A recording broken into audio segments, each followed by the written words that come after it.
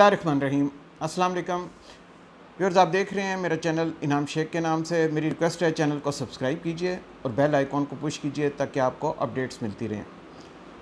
बहुत ही important topic कि अब कोरोना वायरस की वजह से चीन आगे निकल गया है और चीन सुपर पावर बन रहा है। क्या ये सही है? आज हम इसका एक तफसीली जायज़ा लेंगे बड़ी क्लैरिटी के साथ कि क्या चीन सुपर पावर है या अभी भी अमेरिका ही सुपर पावर है। वैसे तो सुपर पावर अल्लाह की ज़ात है जिसने कोरोना वायरस भेज के ये शो कर दिया कि सुपर पावर किसके पास है। लेकिन दुनियावी अगर कोई ताकत का अंदाज़ा लगाना चाहता है कि दुनियावी तौर पे कौन सी कंट्री ज़्यादा स्ट्रॉन्ग है, जिसको गलत लफ्ज़ में सुपर पावर कहा जाता है, तो उसका ज़रा मुकाबल कर लेते हैं। जीडीपी अगर आप देखिए तो चाइना की जीडीपी जो टोटल जीडीपी है वो तकरीबन $14 ट्रिलियन है, और अगर आप अमेरिका की जीडीपी देखिए तो वो $21 ट्रिलियन है। तो इसका मतलब अमेरिका इसमें तो आगे है। इसी तरह अगर आप per capita GDP per capita देखें तो अमेरिका का GDP per capita is around somewhere like $63,000 versus China $10,000। तो बहुत बड़ा गैप है। क्या वजह है कि चीन और अमेरिका के अंदर ये गैप, हालांकि चीन जो कि दुनिया के अंदर अपने आप को बहुत बड़ी ताकत अब बन चुका है और कई जगह पे हमारी विश भी यही है कि चीन आगे निकल जाए, लेकिन क्या ऐसा पॉसिबल है? क्या वाकई ऐसा पॉसिबल है? थोड़ा सा इसको डिटेल में अगर आप देख लीजिए तो चाइना कंज्यूमर प्रोडक्ट्स के अंदर बहुत आगे है। उनकी टोटल इंडस्ट्री को ही देख लेते हैं।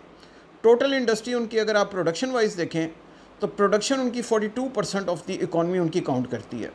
52% वो सर्विसेज उनकी अकाउंट फॉर करती हैं। सर्विसेज के अंदर बैंकिंग सेक्टर भी है, एडवर्टाइजिंग भी है, टूरिज़म भी है और बैंकिंग सेक्टर्स भी हैं। मतलब ये तमाम के तमाम ऐसे सेक्टर्स हैं जो सर्विसेज के अंदर आते हैं। तो उनकी इकॉनमी 52% सर्विसेज पे, 42% प्रोडक्शन पे डिपेंडेंट है। तो इससे आप अंदाज़ा लगा लीजिए कि आईटी के अंदर भी वो काफ़ी आगे हैं, चीज़ों में भी आगे हैं।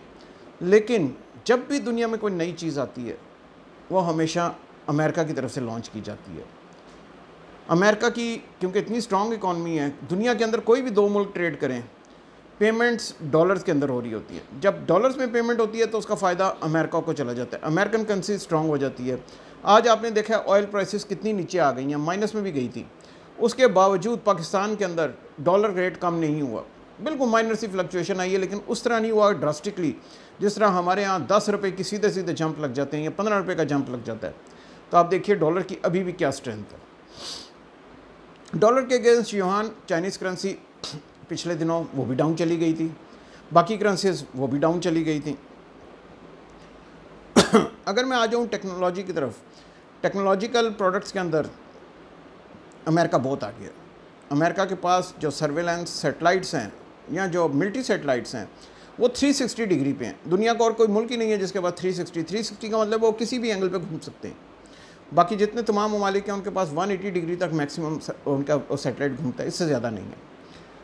जहाज़ों में आ जाइए, F-35 अमेरिका का जहाज़ जो रडार पे भी नहीं आता। बैरी बेड़े पे आ जाइए, ऐसे बड़े बड़े बैरी बेड़े हैं अमेरिका के पास जो समुद्र में हर जगह पे खड़े हैं। इतने बड़े बेड़े कि उनके ऊपर ही जहाज़ लैंड कर रहे हैं, उनके ऊपर ही हेलीकॉप्टर लैंड कर रहे हैं। तो अमेरिका ने अपनी माइट इन टेक्नोलॉजीज़ की ज़रा वजह से बहुत ऊपर ले गया हुआ है। अमेरिका को आप देखिए, जहाज़ बनाता है, अगर बोइंग बनाता है या एयरबस बनाता है तो वो पूरी दुनिया के अंदर उनका नाम है। चाइना के पास अभी उस तरह के पैसेंजर प्लेन्स नहीं हैं, हालांकि हमें उम्मीद है कि चाइना बना रहा है, लेकिन अभी तक नहीं है।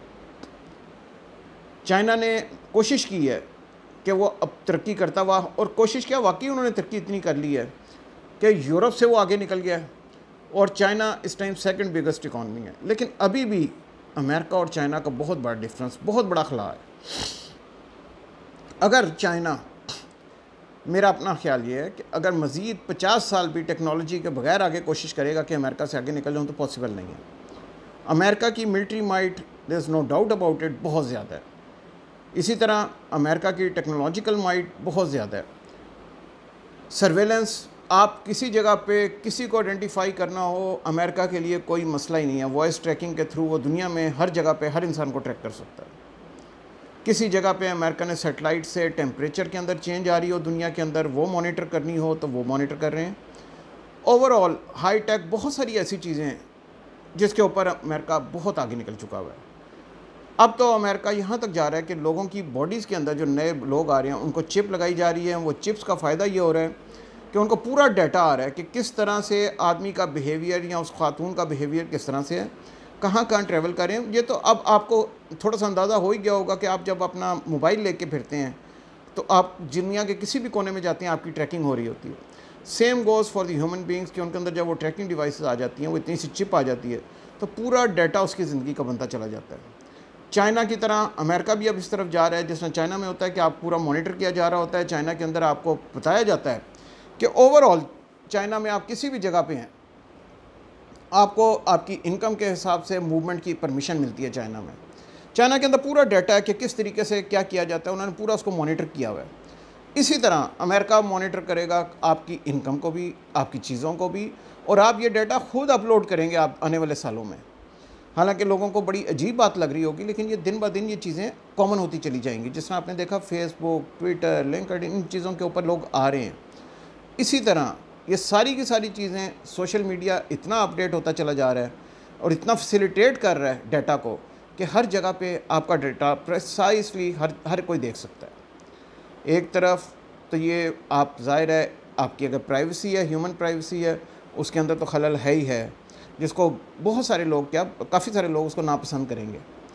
और दूसरी तरफ आपकी ब्रीच ऑफ प्राइवेसी के अलावा मतलब बहुत सारी ऐसी चीज़ें जिसकी वजह से बेहतरी भी आएगी कि लोगों को मॉनिटर हो जाएगा, पता चल जाएगा कि कौन इंसान कहाँ ट्रैवल कर रहा है, क्यों ट्रैवल कर रहा है, क्या बिज़नेस कर रहा है। तो चीज़ें दुनिया में उस तरह से आसान भी हो जाएंगी कि जो लोग जिनके बिज़नेस बड़े बड़े हैं उनको बार बार वीज़े की ज़रूरत नहीं पड़ेगी। कंक्लूडिंग रिमार्क्स, अभी भी अमेरिका चाइना से बहुत आगे है।